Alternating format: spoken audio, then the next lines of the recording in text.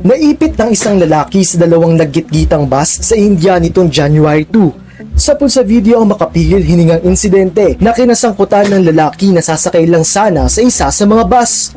Makikitang naglakad ang lalaki patungo sa humintong bus nang biglang bumulaga ang isa pang bus sa gilid ng kalsada. Base sa mga ulat, ang asul na bus na ito ay umiwas lang na mabangga ang humintong bus dahilan para kumaliwa ito at bumulusok sa gilid.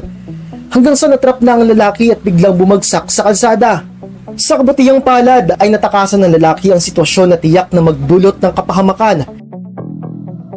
Tila himalang nakaligtas ang lalaki na nagtamo lang ng minor injuries.